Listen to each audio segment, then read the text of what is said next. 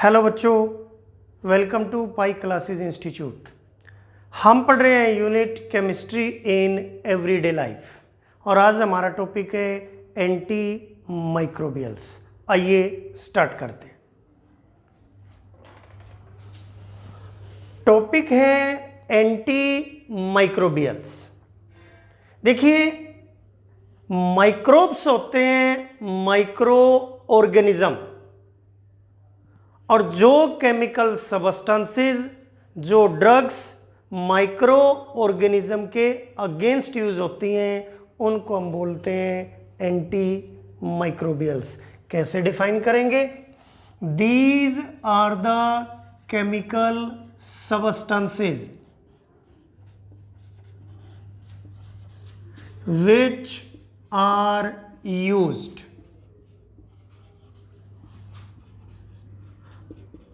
against microbes.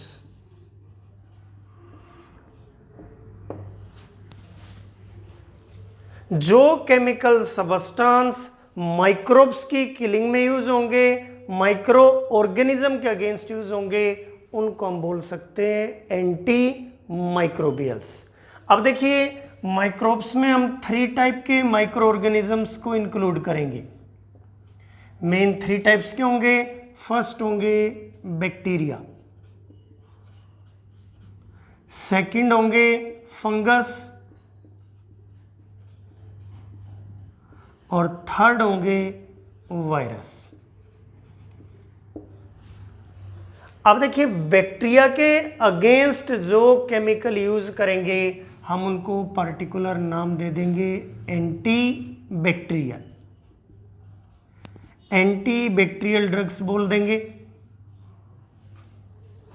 Fungus के against जो use होंगे उनको एंटी फंगल ड्रग्स बोल देंगे,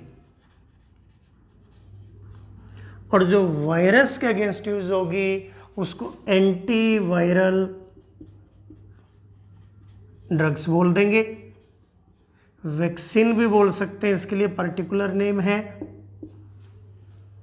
अब इन तीनों को मिला के हम बोल सकते हैं एंटी माइक्रोबियल्स। फिर रिपीट कर रहा हूं, नाम से क्लियर हो रहा है माइक्रोब्स। माइक्रोब्स होते हैं माइक्रो ऑर्गेनिज्म, ऐसे माइक्रो ऑर्गेनिज्म जो डिजीज कोज करते हैं। पहले बैक्टीरिया हो सकते हैं, फंगस हो सकते हैं, वायरस हो सकता है। तो मेनली 3 टाइप के माइक्रोब्स हम यूज करते हैं जो डिजीज कोजिंग है। अब बैक्टीरिया होगा तो हम यूज करेंगे उसके against anti bacterial drugs. Fungus होगा तो हम यूज करेंगे एंटी फंगल ड्रग्स, और अगर वायरस होगा तो हम यूज करेंगे एंटी वायरल ड्रग्स। वैक्सीन भी बोल सकते हैं इसको। और इन तीनों टाइप की ड्रग्स को इकट्ठा करके हम बोल सकते हैं एंटी माइक्रोबियल्स। तो सिंपली आपको ध्यान रखना है, माइक्रो ऑर्गेनिज्म के अगेंस्ट जो ड्रग्स यूज होंगी, जो केमिकल सबस्टेंसेस यूज होंगे, उनको हम बोलेंगे एंटी माइक्रोबियल्स। अब देखिए, जो एंटी माइक्रोबियल्स हैं इनको हम फर्दर क्लासिफाई करेंगे। फर्स्ट टाइप आपको लेनी है एंटीबायोटिक्स।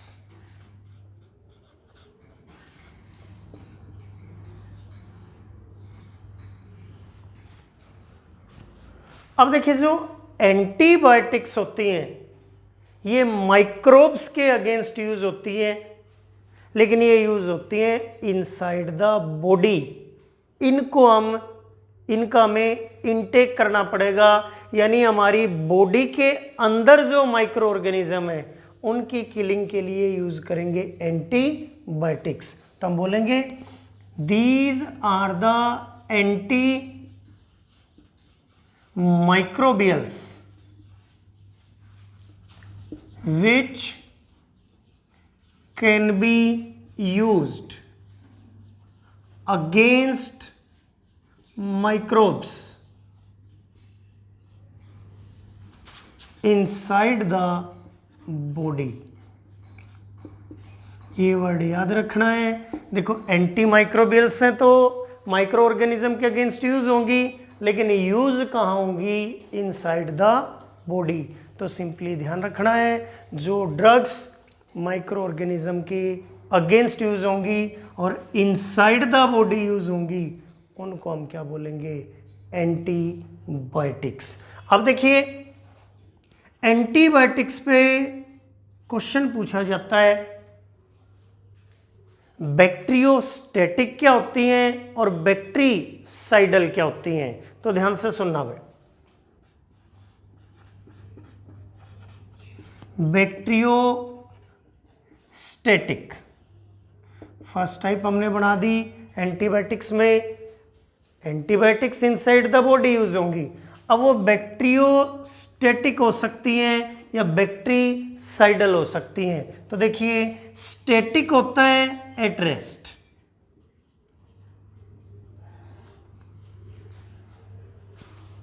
बैक्टीरियोस्टैटिक वो एंटीबायोटिक होती है जो माइक्रोब्स के अगेंस्ट तो यूज होंगी, मेनली बैक्टीरिया के लिए यूज करते हैं इसलिए नाम में बैक्टीरियो वर्ड है, लेकिन बाकी माइक्रो ऑर्गेनिज्म के अगेंस्ट भी ये यूज हो सकती हैं। यानी जो बैक्टीरिया और बाकी माइक्रोब्स की ग्रोथ को रोकेंगी, ये उनकी किलिंग नहीं करेंगी, ये सिर्फ उनकी ग्रोथ को रोकेंगी, उनका नंबर बढ़ने से रोकेंगी, उनको बोलेंगे बैक्टीरियोस्टैटिक। तो हम बोलेंगे which prevent growth of bacteria and other microbes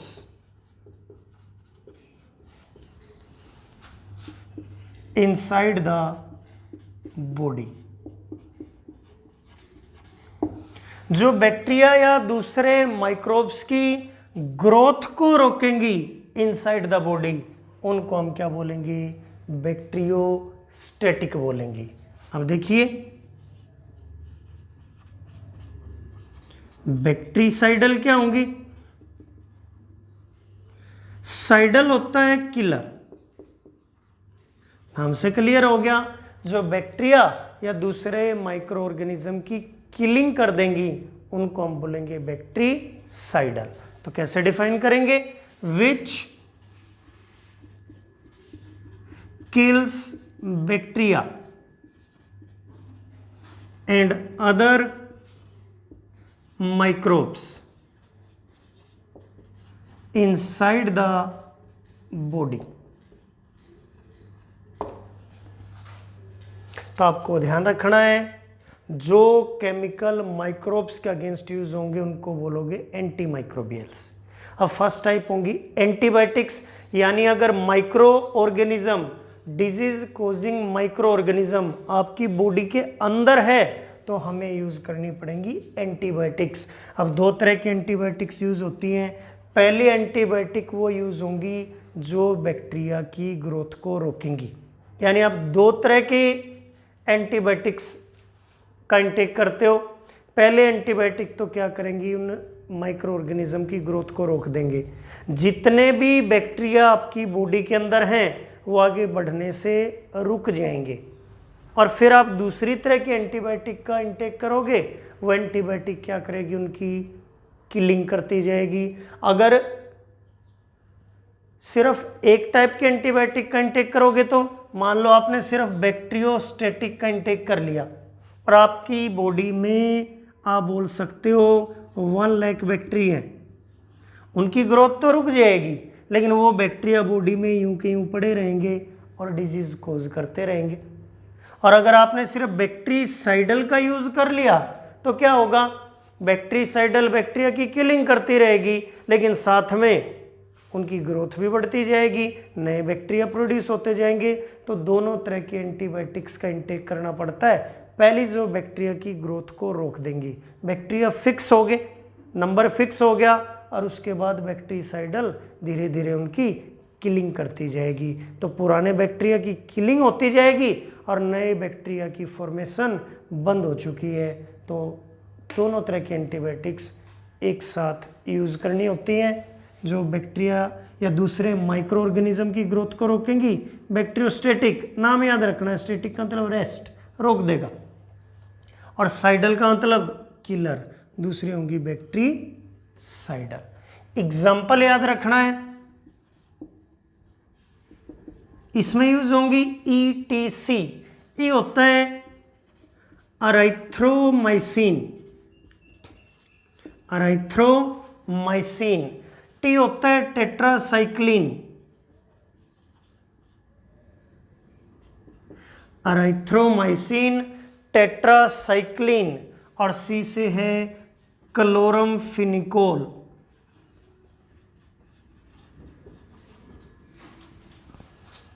erythromycin tetracycline क्लोरमफिनिकोल। और इसमें यूज होती है POA। पी होती है पेनिसिलिन, नाम भी सुना होगा आपने, पेनिसिलिन। होती है ओफ्लोक्सासिन,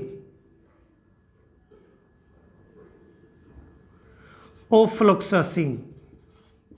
और ए होती है एमिनो ग्लाइकोसाइड्स।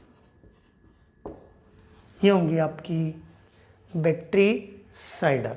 अब देखिए एक वेरी इंपॉर्टेंट टर्म है पेपर के लिए, broad spectrum and narrow spectrum antibiotics को डिफाइन करना है।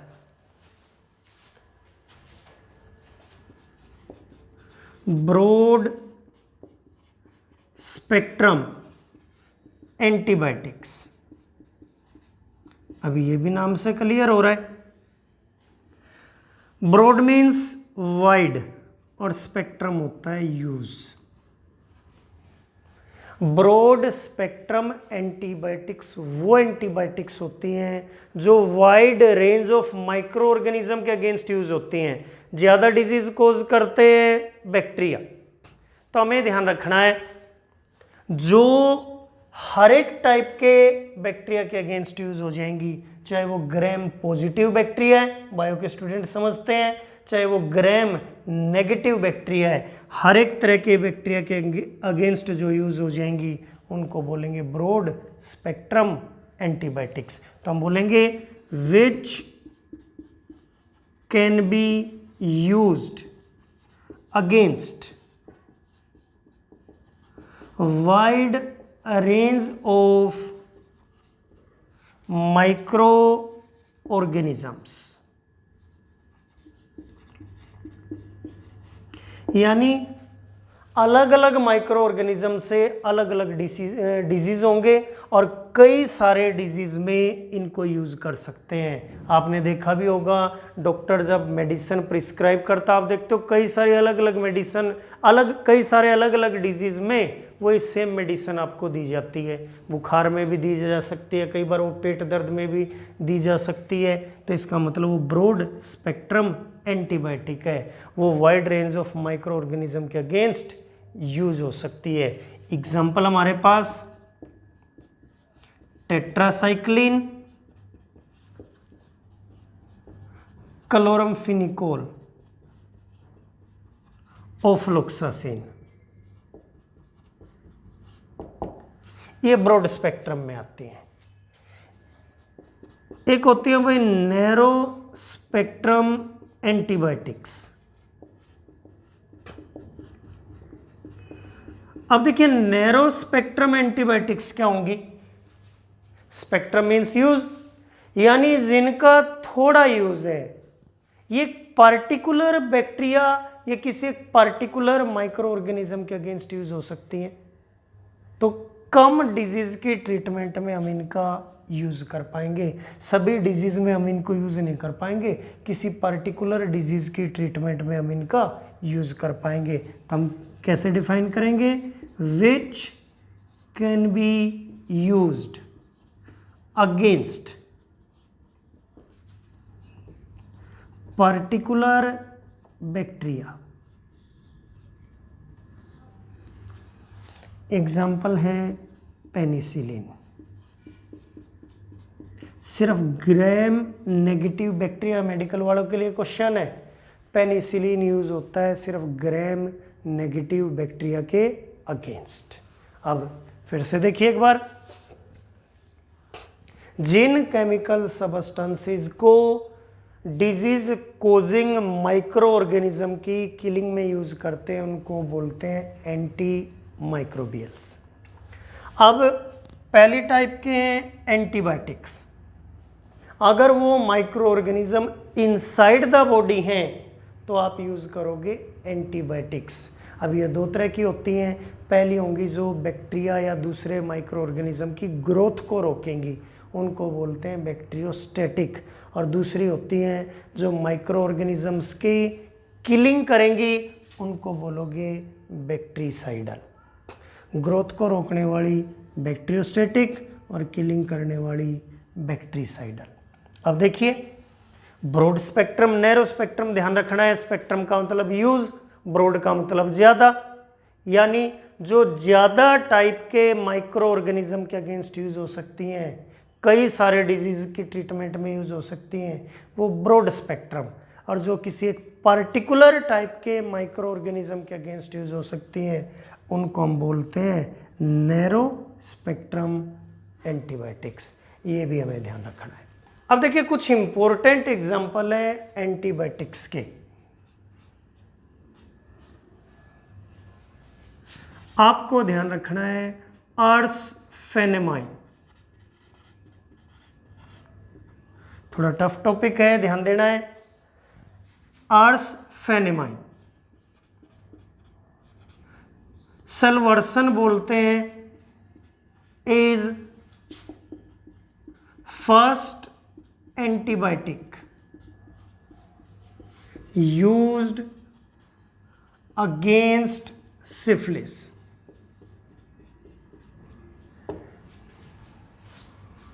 देखिए जो सिफिलिस होता है उसके अगेंस्ट हम मेडिसिन यूज करते हैं सल्वर्सन।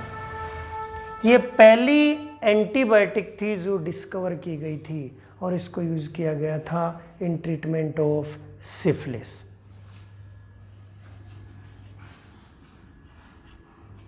सेकंड हमें ध्यान रखना है प्रोंटोसील।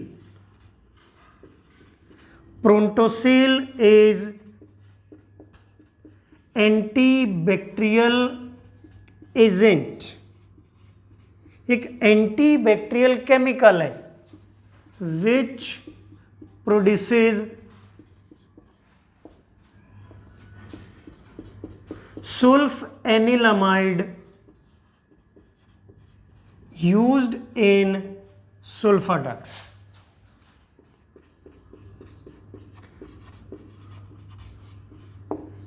देखिए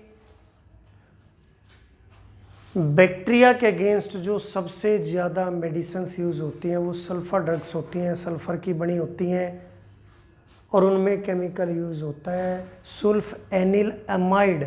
और उस केमिकल को बनाने के लिए हमारे पास एक एंटीबैक्टीरियल एजेंट है जिसको हम बोलते हैं प्रोंटोसील। तो प्रोंटोसील प्रोड्यूस करता है सुल्फेनिलमाइड, और सुल्फेनिलमाइड यूज होता है मोस्टली सल्फर ड्रग्स में। ये भी हमें ध्यान रखना है। थर्ड देखिए क्लोरमफेनिकोल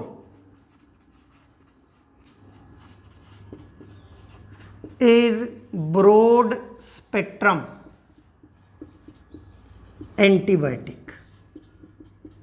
हमने इस एग्जाम्पल को इंक्लूड किया था ब्रॉड स्पेक्ट्रम में क्लोरमफेनिकोल को। ये टाइफाइड में यूज होती है, एक्यूट फीवर में यूज होती है, निमोनिया की ट्रीटमेंट में भी यूज होती है। तो देखो कई सारे डिजीज की ट्रीटमेंट में यूज होती है, कई सारे माइक्रो ऑर्गेनिज्म के अगेंस्ट यूज होती है, तो इसलिए हम इसको ब्रॉड स्पेक्ट्रम में इंक्लूड करेंगे। ये भी हमें ध्यान रखना है। अब देखिए एक केमिकल है डेसीडेजिरिन। जो डेसीडेजिरिन है ये क्या करता है, सेल की अनकंट्रोल्ड ग्रोथ को रोकता है। और जब भी बॉडी की सेल में अनकंट्रोल्ड ग्रोथ होती है तो कैंसर प्रोड्यूस होता है।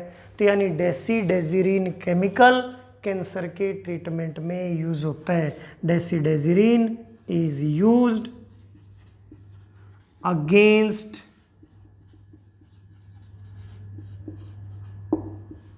कैंसर। तो ये चीज़ें ध्यान रखनी है आपको एंटीबायोटिक्स के ऊपर। पेपर में मेनली पूछा जाएगा एंटीबायोटिक्स क्या है जो इनसाइड द बॉडी यूज होती हैं अगेंस्ट द माइक्रो ऑर्गेनिज्म। फिर पूछा जा सकता है बैक्टीरियोस्टेटिक, जो माइक्रो ऑर्गेनिज्म की ग्रोथ को रोकेंगी, बैक्टीसाइडल, जो माइक्रो ऑर्गेनिज्म की किलिंग करेंगी, जो कई सारे बैक्टीरिया या माइक्रो ऑर्गेनिज्म के अगेंस्ट यूज होंगी ब्रॉड स्पेक्ट्रम, जो एक पर्टिकुलर टाइप के माइक्रो ऑर्गेनिज्म के अगेंस्ट यूज होंगी नैरो स्पेक्ट्रम। ये मेनली क्वेश्चन आपको ध्यान रखना है, इसमें से मेनली पूछा जाएगा ऑब्जेक्टिव के अंदर, लेकिन इनको रीड जरूर करना इन पॉइंट्स को। अब सेकंड टाइप है antiseptics.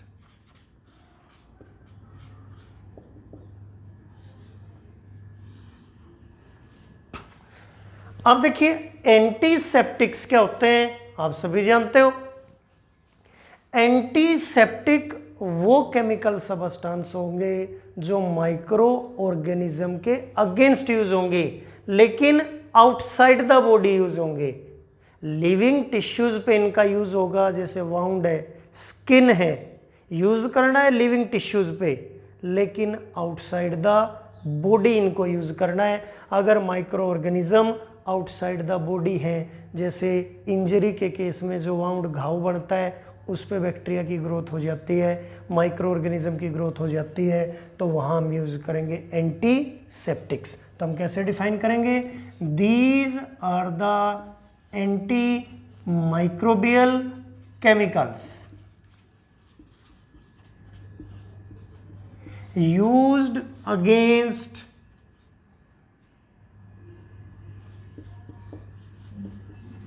microorganisms on living tissues outside the body। ये लिखना जरूरी है। Inside the body antibiotics, outside the body antiseptic, और लिविंग टिश्यूज जैसे आप स्किन के ऊपर इन्फेक्शन होता है एंटीसेप्टिक क्रीम यूज करते हो, वाउंड्स के ऊपर आप डेटोल का यूज करते हो।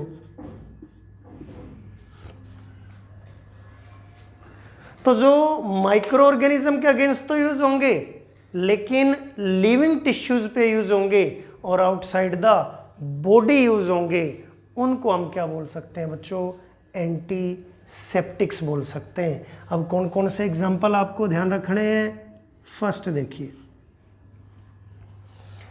देखो एग्जाम्पल है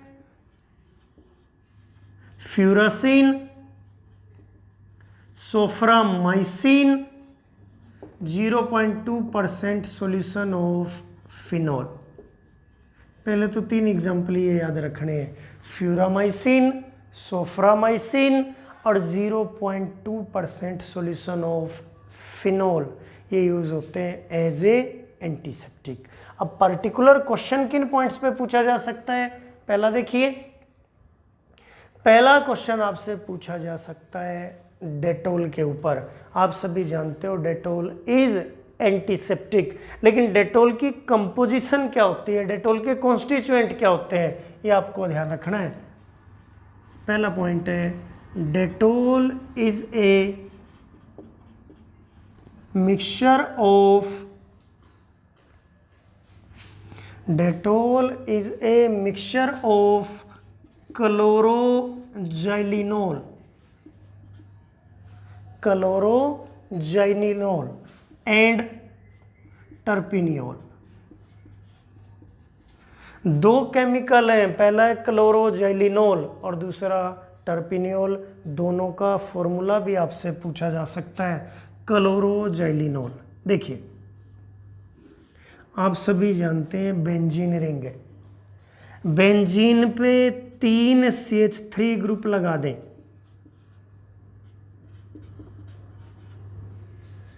फर्स्ट पे, थर्ड पे, 5th पोजीशन पे, ये होता है जाइलीन, इसको हम जाइलीन बोलते हैं।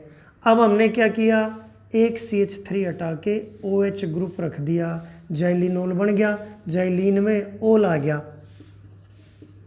जाइलीन था, ओल ग्रुप आ गया, ई कट जाएगा, जाइलिनोल। अब यहाँ क्या रख देंगे, क्लोरो ग्रुप, तो बन गया क्लोरोजाइलिनोल। तो पहला कॉन्स्टिट्यूएंट स्ट्रक्चर भी याद रखना है। टर्पिनियोल, अब देखिए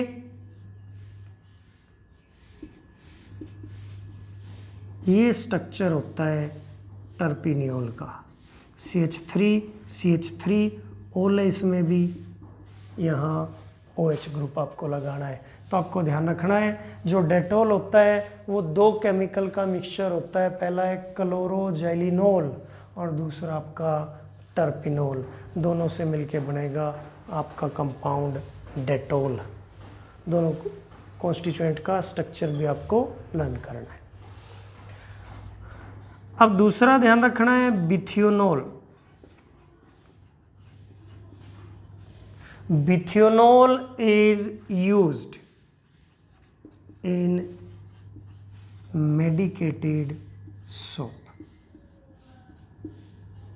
देखिए जितनी भी मेडिकेटेड सोप है, एक डेटोल को छोड़ के, डेटोल के अंदर तो खुद डेटोल होता है, बाकी जितनी भी मेडिकेटेड सोप हैं उनके अंदर जो एंटीसेप्टिक सबस्टेंस प्रेजेंट होता है वो कौन सा होता है? बिथियोनोल होता है। क्या स्ट्रक्चर है? ध्यान रखना है, दो बेंजीन की रिंग लेनी है और उनको जोड़ना है सल्फर से। दो बेंजीन की रिंग है, सल्फर से जोड़ दिया, क्लोरीन ग्रुप लगाने हैं, दो क्लोरीन इस पे, बिल्कुल मिरर इमेज, दो क्लोरीन इस पे। अब क्लियर दिख रहा है ओल, तो OH ग्रुप भी मिलेगा, एक OH यहाँ, एक OH यहाँ। ये स्ट्रक्चर है बिथियोनोल का। तो एग्जाम में क्वेश्चन पूछा जा सकता है बिथियोनोल क्या है? It is the antiseptic used in medicated soap. जो मेडिकेटेड सोप में जो एंटीसेप्टिक सबस्टेंस यूज होता है उसको हम बोलते हैं बिथियोनोल। ये हमें ध्यान रखना है। अब तीसरा पॉइंट सबसे इंपॉर्टेंट है। जो थर्ड पॉइंट है ये पूरे टॉपिक में, पूरे लेक्चर का सबसे इंपॉर्टेंट पॉइंट है। हम बोलेंगे टिंचर ऑफ आयोडीन। एग्जाम में बार बार क्वेश्चन आता है what is a tincture of iodine. क्या आंसर दोगे? इधर ध्यान देना है। इट इज द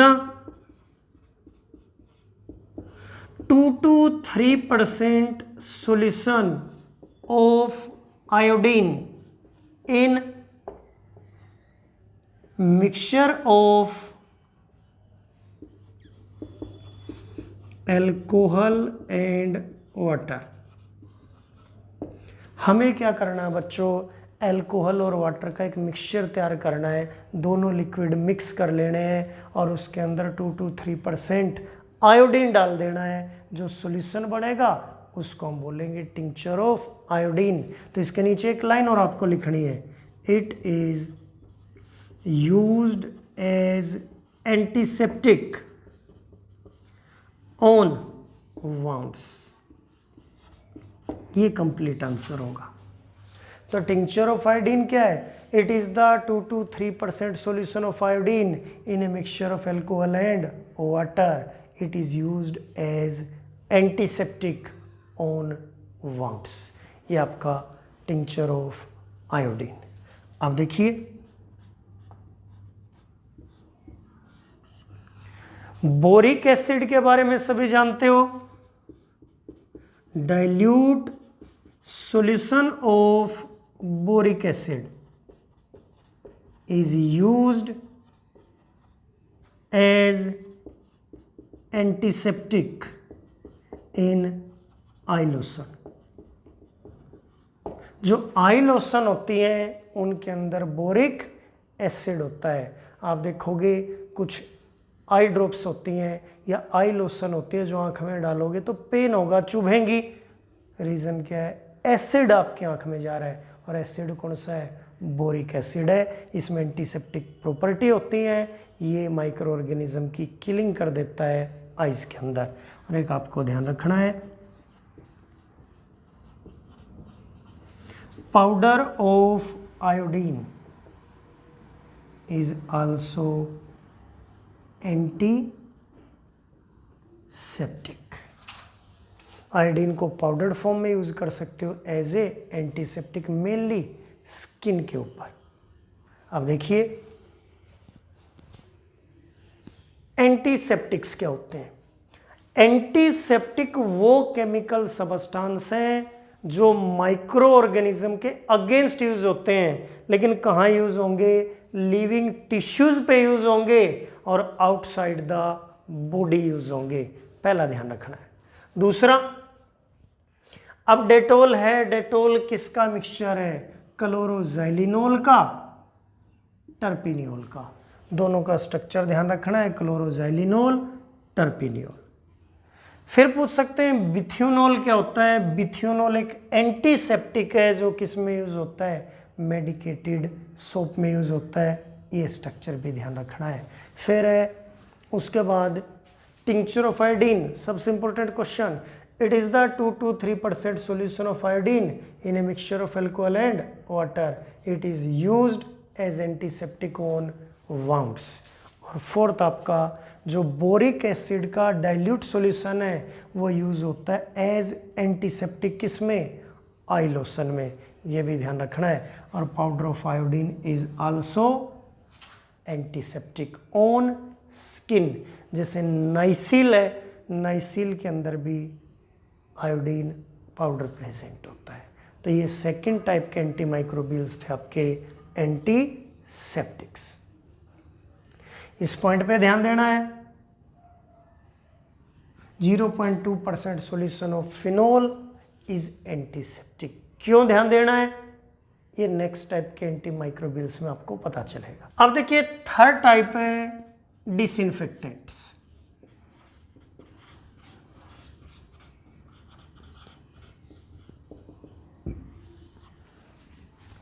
अब देखो डिसइंफेक्टेंट्स क्या होते हैं? डिसइंफेक्टेंट्स वो केमिकल सबस्टांस होते हैं जो माइक्रो ऑर्गेनिज्म के अगेंस्ट यूज होंगे बट नॉन लिविंग ऑब्जेक्ट्स पे। इनको हम लिविंग टिश्यूज के ऊपर यूज नहीं कर सकते, ये टॉक्सिक सबस्टांस बन जाते हैं हमारे लिए। इनको हम यूज करेंगे नॉन लिविंग ऑब्जेक्ट्स। जैसे आपको फर्श के ऊपर पोछा लगाना है, टेबल को साफ करना है या किसी ऑब्जेक्ट को साफ करना है, तो आप क्या करोगे? वहाँ भी बैक्टीरिया की ग्रोथ हो जाती है। उनकी किलिंग के लिए किसका यूज करोगे? डिसइंफेक्टेंट का। तो आप बोलोगे these are the chemicals which can be used against bacteria on non-living objects। जो बैक्टीरिया के अगेंस्ट यूज होते हैं, नॉन लिविंग ऑब्जेक्ट पे यूज होते हैं, उनको हम बोलेंगे डिसइंफेक्टेंट। तो ध्यान रखना है, inside the body antibiotics, outside the body living tissue पे एंटीसेप्टिक, और नॉन लिविंग ऑब्जेक्ट्स पे हम यूज करेंगे डिसइंफेक्टेंट। तो पहला एग्जांपल है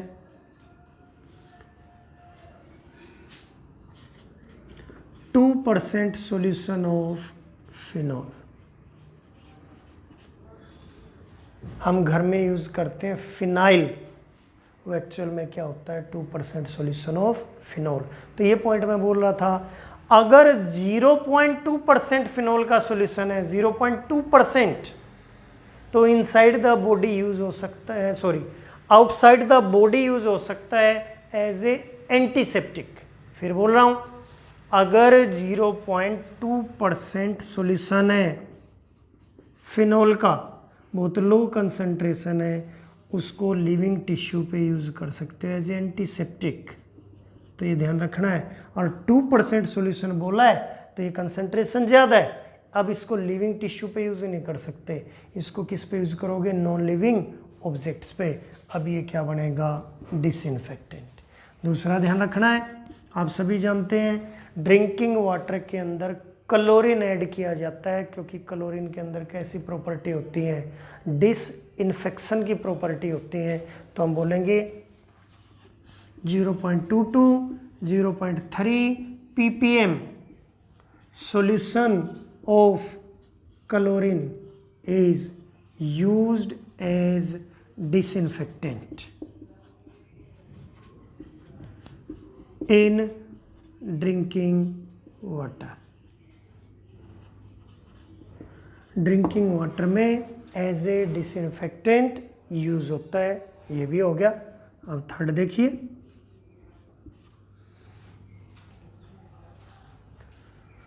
तो पहला हो गया 2% सॉल्यूशन ऑफ फिनोल, दूसरा हो गया 0.2 to 0.3 ppm solution of chlorine in drinking water. उसके अलावा SO2 is used as disinfectant। जो SO2 गैस है उसको भी एज ए डिसइंफेक्टेंट यूज कर सकते हैं हम लोग। तो ये था आपका टॉपिक एंटी माइक्रोबियल्स। तो क्या होते हैं एंटी माइक्रोबियल्स?